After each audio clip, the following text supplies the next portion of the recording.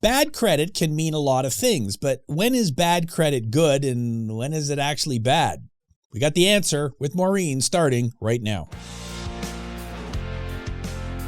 This is Debt Free in 30. Here's your host, Doug Hoyes. Maureen, welcome back. You are the Hoyes Michaelis trustee in Ottawa and Canada, which is right near Ottawa. And you're in Canada today, Ottawa, I assume? Yeah. There we go. So, okay, this whole issue of bad credit. I want to talk about this because on the one hand, it's like, don't worry about it. Get on with your life. But on the other hand, we all obsess over it. We've all got all these little apps on our phone and we're constantly tracking it every single minute of the day to see what things changes. So let's delve into this a bit and figure out if this is actually an issue we need to be worried about or not.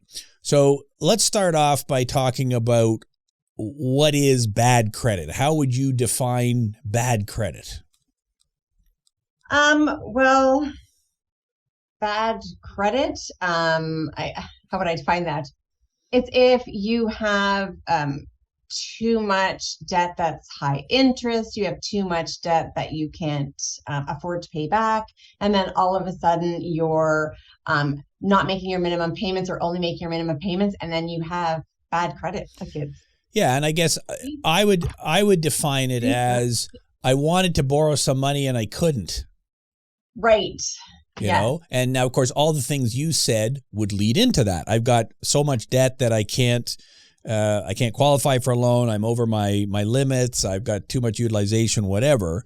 And I guess, obviously, if people have come in to see you or me and we've done a consumer proposal or a bankruptcy, then that would appear on your credit report, which I guess you could define that as bad credit. Although if you had it gives you a low credit score. And obviously you probably had a lot of debt before you came in to see us because that's why you came in to see us. So it's not like your credit report is that much worse once you've dealt with all your debt. But okay, so let's assume that that's what bad credit means. I can't go out and borrow. I can't buy a house. I can't get a car. I can't what I want to do.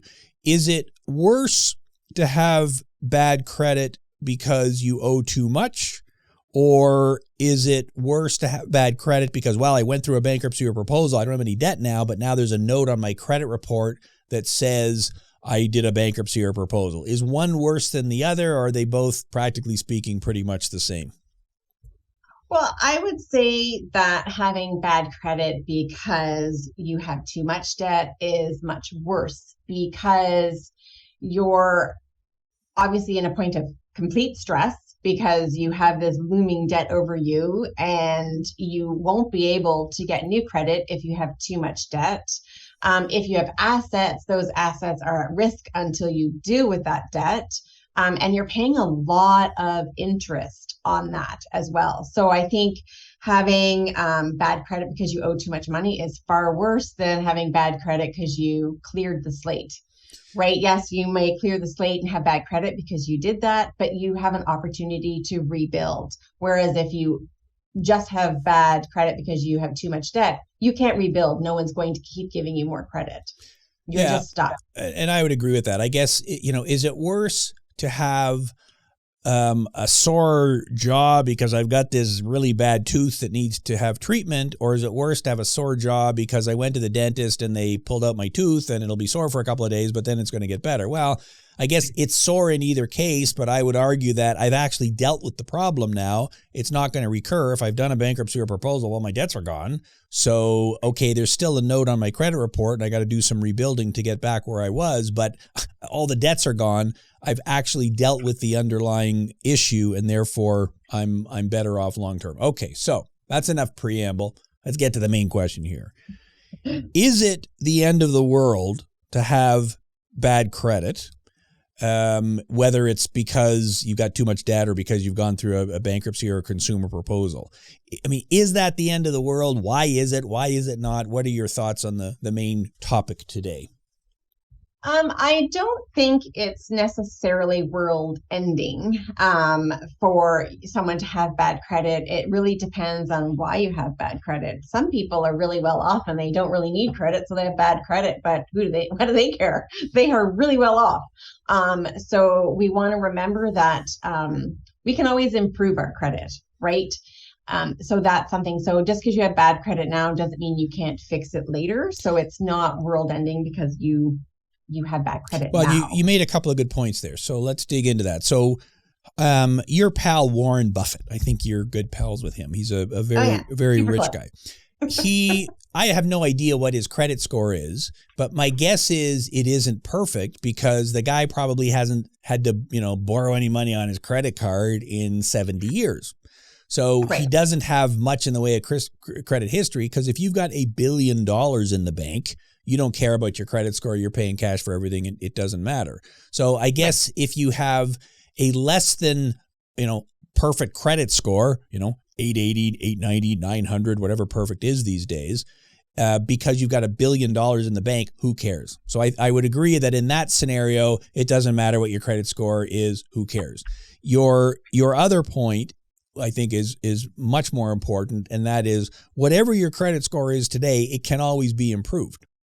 Yeah. So why is it that you have a credit score that's less than what you would like it to be? Well, maybe it's because I got too much debt. Okay, so the solution to that is you got to reduce your debt, and that will ultimately improve your credit score. So, so I agree. I think that is probably the main point. If it's bad, it can be improved. There are steps you can take to improve it. Are there any other reasons why, obsessing over a bad credit score isn't a good idea? Not good for your health. You never want to worry. Don't worry. That's what the Dalai Lama says. If you're going to worry, it doesn't help. And if you can do something about it, do it. So that I would just add that in as try not to stress over things. I know that's easier said than done. But if you have, let's say you're in a situation where you have as much debt as you need, you can handle it and whatnot. You're not doing anything in particular. You're not going to get a house. You're not going to get a car. Your life is kind of just fine as it is. Then who cares what your credit is? If no one's looking, it doesn't matter what it is. And if you're happy with your life and you have everything you need, your credit score doesn't matter. Yeah, that's a good point. So what is the practical difference between having a credit score of 880, 780, or 680? And the answer might be absolutely nothing. I mean, if I want to rent an apartment, okay, the landlord maybe is going to do a credit check on me. But if I have a credit score of 680, then I'm probably going to be able to rent the apartment. And whether my score was 780 or 880, it wouldn't have really made any difference. If I want to buy a house, again, 780, 880, you're still going to be able to buy the house, provided you got a down payment, a job, and everything else. So you may perceive your credit score as bad because it's not perfect. But in order to get a perfect credit score, maybe you've got to have 3 or 4 different credit cards. You got to float the balances around and keep the utilization low and do this and do that and do all these other tricks. I would argue that I would rather have a less good credit score than a perfect credit score under that scenario. Does that make sense? It does. It really does. We strive for something that is really a benefit to the bank, right? The credit score is like, oh, how much money can I make off of you, says the bank. So when we struggle to try to make it as best as it can be, because we're believing that that is a reflection of us, then it's definitely not. It's a reflection of how much the bank can make off of you. So if your credit score is adequate, that is just fine. Yeah, the credit score, and we've talked about this many times on this show, your credit score is for the benefit of the lender, not for your benefit. That's what it's there for. A high credit score does not mean you are a good person. It doesn't mean you're kind to children and kind to animals and are doing a good job in the world. Oh, and it also doesn't mean you're good with money. Because sometimes you can have a really high credit score and a good credit score, but you have so much debt. I think if you have tons of debt, unless it happened because life went sideways. But if you have tons of debt, then that doesn't mean you're good with money just because your credit score is high. Sorry to So how is that possible then? How could I have lots of debt and have a good credit score? Because you make your minimums.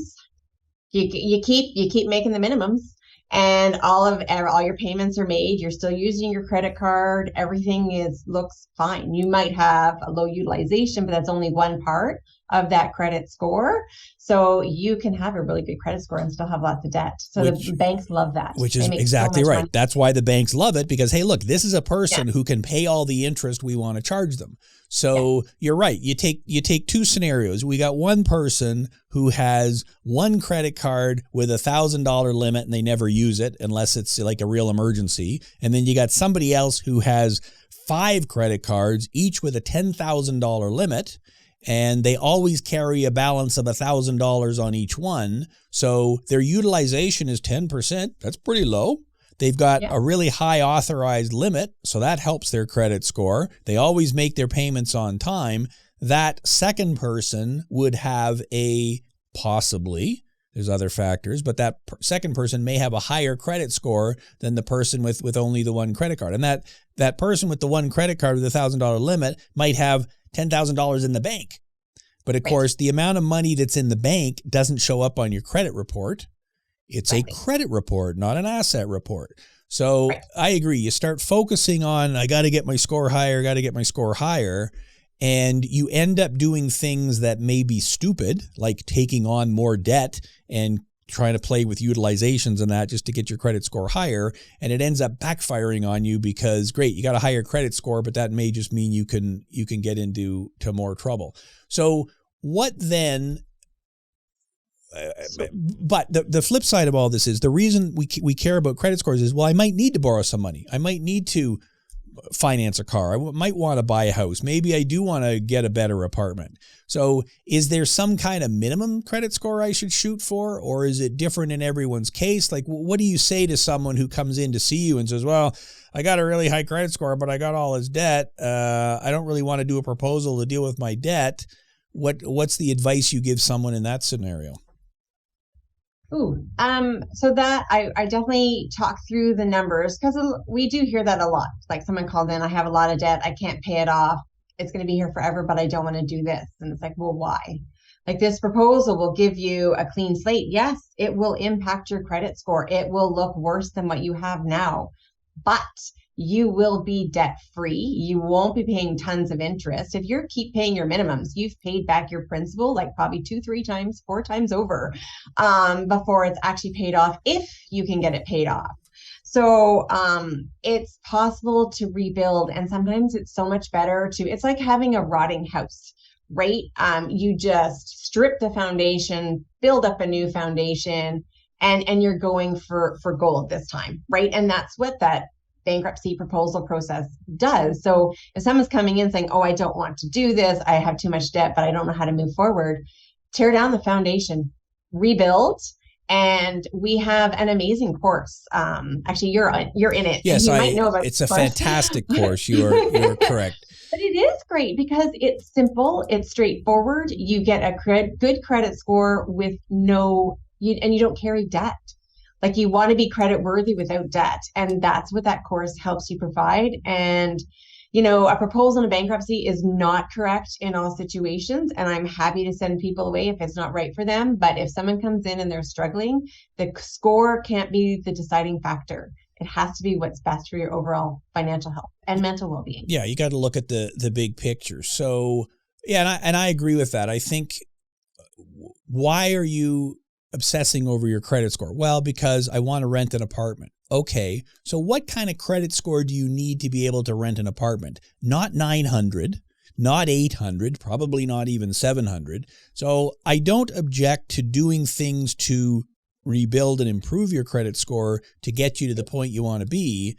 But I also don't think you want to overshoot the target any more than you need to and go crazy. So I've just given one example of when bad credit would be a problem. I'm trying to rent an apartment and my credit is not good enough. I'm not able to rent an apartment. Now, we do actually have I think we got a lot on that. And I'll put links in the show notes to what you just mentioned, our credit rebuilding course, which is at courses.hoys.com. It's free. And I will also put a link to our the show we did on what if I got bad credit, I maybe even in a proposal or bankruptcy, but I need to rent a place and I know the landlord's going to do a credit check. What can I do? And we've got a whole bunch of strategies there for dealing with that. Yeah. When else does bad credit matter? When else is it a problem? When else is it can it come back to bite you? When are the things where it could be an issue? If you're late on your payments, then that's a real problem, right? So once you have bad credit and it's because you just can't get through the month and make all your payments, then that's a problem. And that's when you need to call a professional. That's when you need to get help or look at your budget but that's what calling the professional does. We help you go through that and kind of make a decision. Can I do A, B, or C? What makes the most sense for me? And I want to talk about that budgeting thing in a minute. I guess and obviously the problem with what you just described is I'm also paying a lot more interest. So that's a real problem. Yeah. Do you ever see it in the job world where I'm trying to apply for a job and, they do credit checks on me? Is that an issue? Yeah. I know, well, the military likes you to have everything, all your debts dealt with before they let you enter it. Financial institutions are going to look. There are anything where you're licensed, they tend to look. They looked at our credit when they issued our license, right? So there are places in the job world that does want to see you have a good credit score. Yeah. And not perfect. No one's looking for perfect, right? And you're right. The military is an interesting example because I've run into that as well. I want to join up, but I've got all these debts. And I don't fully understand it because if I'm across the ocean and shooting people, I don't know if debts are going to be my biggest issue or not. But okay, I get it. I think they don't want you preoccupied with problems back home when you're dealing with other issues. And I've had a number of cases where we end up doing a proposal for the person so that then they can say to the recruiter, look, I've got my debts under control. I got a proposal in place, so I don't have to worry about it. So in that case, it's not the credit score so much that's the issue. It's I've dealt with the debts, and as a result, I've dealt with them. And you're right, financial institutions, that sort of thing too, any place you're dealing with money. Although in my experience, if you have not great credit and you get a job working at a bank, for example, and they ask you about it, you explain, well, the reason I'm getting this job is so I can earn money, so I can pay back my debts. And that tends to, I can't remember anyone in the last few years losing a job that they had been approved for when they finally got around to doing the credit check, unless there was some horrific things on there. Now, you mentioned budgeting.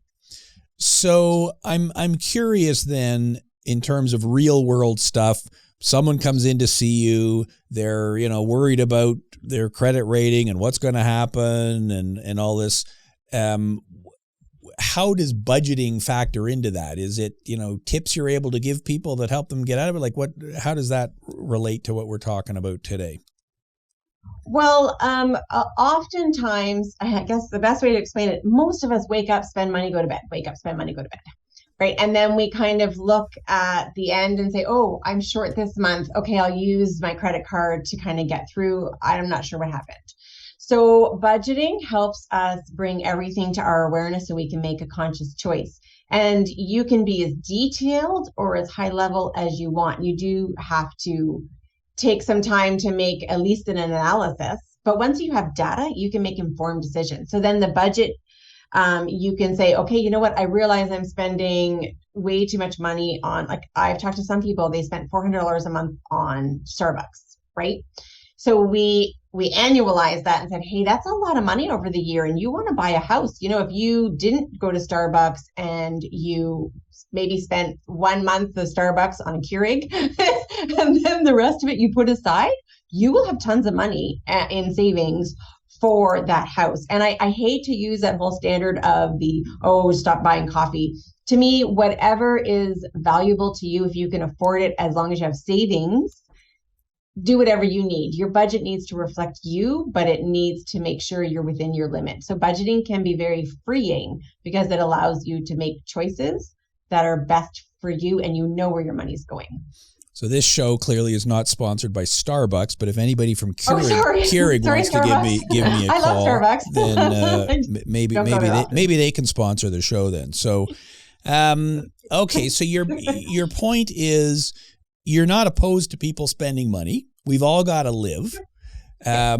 But you got to pick your spots too. So maybe I go to the coffee shop on Mondays because it's the start of the week and that's where I really need my pick-me-up. But the rest of the week, I make my own coffee at home and bring it. That would be an example of kind of best of both worlds. That frees up some cash. I can use that cash to be paying down my debt. And that ultimately is what improves my credit score. And that is a tangible thing that really improves your financial situation. And it's only a side benefit that your credit score improves. And that's, I think, really what we're shooting at here.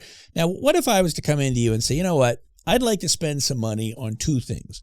I want to get a tattoo and I want to do my nails. What advice would you give me in that scenario? Go for it. Go for it. Okay. So this is a real tattoo for our YouTube visitors or viewers that you are sporting here today. It's not like one of those stencils that you put on. Somebody actually took needles and did however you did it. So tell me, what do we got here on this tattoo? It's a phoenix rising, and I had seen this on one other tattoo. I love the tails and the kind of smokiness coming up, and then I have two calligraphy J's for my two boys, James and Joseph. So I reached a point in my life where I'm like, you know what? I've been through a lot. My life has gone this way and that way and this way and that way. And I'm coming to a point where I feel like I'm rising and I want that reminder of what I've risen from and to keep rising. Like it's inspiring for me. And that's why I thought I would do it. Now you could have got the debt free in 30 logo. Well, you got another arm there. Maybe we'll talk about that next weekend. Okay, so you're not opposed to tattoos. Tell me about fingernails. Oh, my fingernails. Yeah. So I actually don't want to spend a lot of money going to manicures. Which, if anyone's really looking at my hands, they can see. Yep, that's true. But so these are just peel nail polishes. Like it's nail polish, but it's a peel. And yes, it's more than a bottle of nail polish, but it lasts so much longer. So now I found a way to put something on my nails where I really like it. It has detail that I would never be able to afford to pay for or want to pay for in a salon. So I get the best of both worlds and I still get to live my life and they look great. So it was a way for me to honor something that I wanted to spend money on without having to spend a lot of money on it. And how much do fingers like that cost? These were $18, but they're going to last me for a month. So I can buy $18 per finger or for all 10 of them? For the whole thing. And I have some leftover. So in the future, if I do more, then I'll have extras to do accent nails. And so I know nothing about this clearly. So it's a sticker you put on your fingernails? Is that what we're doing here? Yeah, it's am I allowed to mention the company? Well, unless they want to sponsor us. No free commercials. We've already plugged Starbucks and Keurig here, but people can follow you on Twitter and ask you to give brand recommendations, but it's something you actually stick right on your nails. It's nail polish. It's actual nail polish with a base coat and a top coat, and you peel it on and stick it on. And this is my first time ever, and it doesn't look horrid. So it was really easy to put on. I am not a gentle, detailed person. So if I'm able to put these on, it's pretty easy to use. But yeah. And the reason I ask is not because we're giving fashion advice here, because clearly that's far beyond my scope here. But I think it's to illustrate the point that you can still spend money, you can still do stuff. And I'm not going to be the guy who says, well, you can't go buy coffee, you can't get your nails done, you can't get a tattoo, you can't do this, you can't do that. No, you can do whatever you want, but you have to think about it in advance, plan it out, look at the costs, and you've found a way to do something that, makes you feel good, but also didn't break the bank. I don't think $18 will probably crush you. And so you kind of get the best of both worlds. And as a result, okay, I've had some fun, but I haven't blown the bank, which means I've still got money to be paying my living expenses, keeping my debt levels down. And ultimately what that does is keeps your credit score looking as good as possible. That's really the whole message on this. Am I correct on that? Yes. And I would make one more budgeting thing. So the one thing I do explain to people too, or suggest when money is really, really tight, that, like, let's say you have $400 set aside for groceries and you happen to only spend $350 this month. Good for you in this climate, but this is just an example. But if you, that $50, that's yours. Like, you found $50 within your budget. So you get to choose what to do with it. So you're super practical with this. And then you might go, you know what? I was under budget. I'm going to put it aside maybe for a future dinner party, or I'm going to go and take $18 and buy stuff for nails, or I'm going to do this with it. Like, you want to build in reward systems when you're working with your budget, especially when it's tight. So, because if you're always in famine mode, you will eventually just blow the bank, and then that'll ruin your credit score because you're probably using debt because you've just, you're feeling stressed, so you just spend money. Yeah, and I think that applies in all areas of life. If you never eat an Oreo cookie, who could also sponsor this show if they're watching, and then you buy a bag of them, well, you're probably going to blow through the whole bag, sort of a thing. If you I do that. Yeah, well, we all do that, which is why the solution is don't have any Oreo cookies in your house. It's the same with going on a really restrictive diet. Well, at some point you're going to go nuts. So it's better to have, a cheat day or a cheat meal or something where it's like, you know what, I'm going to have fun. If I eat really well 6 days out of 7, I'm going to pretty much accomplish what I need to do. And I think it's the same with money, although I guess you could blow $1 billion on your 1 day a week when you spend. But if you have the target in mind that the big picture is, yes, I'm trying to put aside some money for retirement, my kids' education, buying a house, buying a car, whatever, doing my nails, whatever it is that you're putting money aside for, then if you've hit those goals, a couple of extra bucks that you blow on whatever you want, that's fine. I think that keeps you absolutely sane, but you have to think about it in advance, have a plan for it. It can't be some spur of the moment thing where, hey, I think I'd like to buy money on this. Well, no, you probably have to think about it because whatever money you're spending today, you can't be spending tomorrow. We're recording this in the fall, as people can see by looking out the window there. Christmas is coming. That's an area where people end up spending a lot of money. It's easily predictable because it's the same day every year. I can tell you 100 years from now what day Christmas will be. It'll be December 25th. So knowing in advance what's coming allows you to do the budgeting that you're talking about and be tucking money away. I would say too, when you were talking about saving for kids and future and whatnot, I find sometimes we put that pressure on ourselves to go, oh, I have to have all of this for the future. And it puts so much stress on our present that we have the stressor behaviors where we use our credit card to kind of buy things to make us feel good because we're so stressed. With that pressure at the back of our brain, I have to have this. So sometimes it's good to just say, you know what? Right now, I can't afford to put money aside for my kids in the future. We'll have to deal with it then. Sometimes you just need to realize that sometimes the future needs to take care of itself sometimes. Make sure you're taking care of your present first. Get your present secure so that you're not using your credit cards and whatnot to kind of supplement your life now because you're trying to make the future better. Because if your present collapses, your future isn't secure anyways, right? So I think it's really important to make sure when you're doing that, protect present now, get your savings now, and then when you're stable, then you worry about the future. And if it happens where the kids have to work through university or get OSAP, that is even if they go to school. Could you imagine what if you spent 20 years struggling to put money aside into the RESP and then they're like, yeah, I don't want to go to school. It's like, oh, why did I struggle for all those years? Maybe we could have gone on vacations or we could have just not stressed, or I wouldn't have had to file a bankruptcy or proposal because I didn't have so much debt, right? Yeah, I totally agree. You got to look at the big picture and all of these things. And I think that's really the answer to the question from today's show. Is having bad credit the end of the world? Well, no, it's not the end of the world. The end of the world would be the end of the world.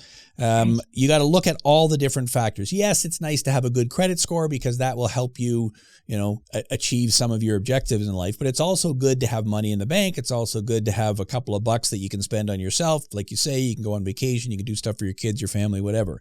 So I think I would conclude by echoing what you're saying. You got to look at the big picture. Don't focus obsessively on any one point, and don't worry too much about it.